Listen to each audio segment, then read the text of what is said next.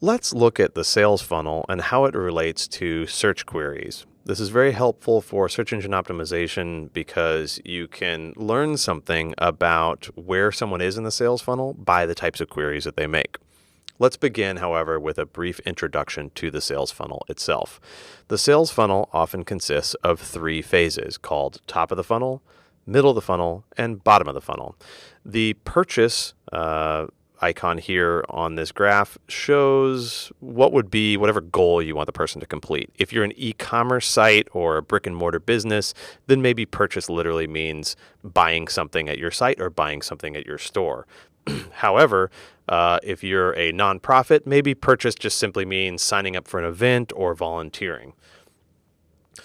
When we think of people in the top of the funnel relates to people defining their challenge. So they have a problem or they have some kind of intent and they're just looking to define it. So imagine that you are going to a wedding and you're trying to figure out what kind of clothing to wear based upon the weather. You know, you're looking for ideas, you're doing question type queries. Middle of the funnel is where someone has transitioned into where they're comparing different options. So they've defined their problem. Now they're looking at different options and refining those options based upon whatever criteria is relevant to them. It might be price, it might be proximity, or availability of different types of products. When people transition into the bottom of the funnel is where they're looking at different solutions specifically. So they've decided on what their decision criteria are, and now they're looking at maybe different brands or different options.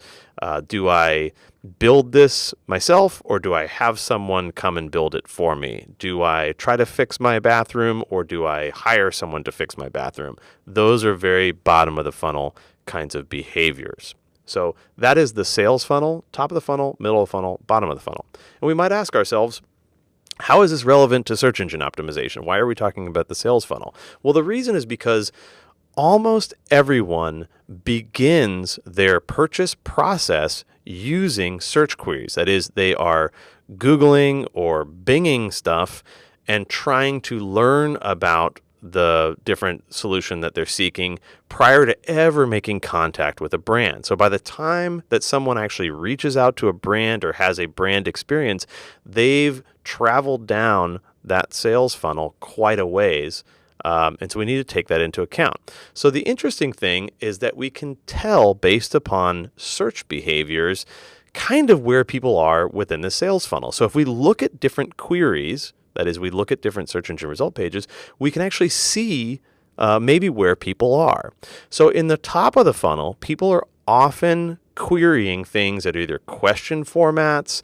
They tend to have very low technical language. They're not using the correct terms. So if you're in a highly technical field, the kinds of queries that people are using as they're trying to learn about their problem are not going to use the correct technical language. And there tends to be lower competition in the top of the funnel queries. You're not going to see a lot of ads because it's just harder to target those people because it's such broad types of queries.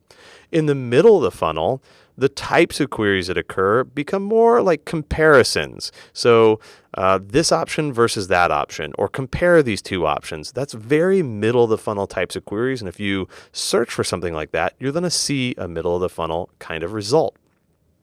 You'll start noticing that ads begin showing up in the search engine result pages in middle of the funnel queries.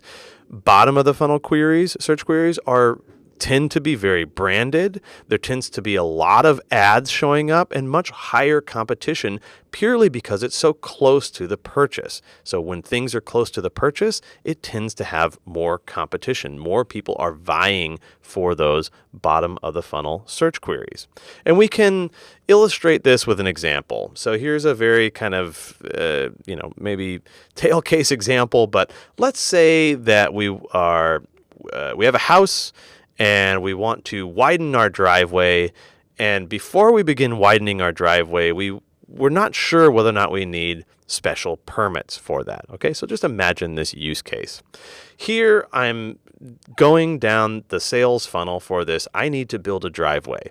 Okay, in the top of the funnel, the questions are very much like, I don't know what my problem is, right? What if my driveway crosses someone else's land? Is that a problem? Do I need special permits for that? Like, what should I do about that? In the middle of the funnel, we'd see things that I start using technical language. I start using the correct terminology where I say, oh, you know what, I either need a right of way for my neighbor, or maybe we need to talk about getting an easement. You're not going to see that kind of terminology often in the top of the funnel because it's considered more technical language, right?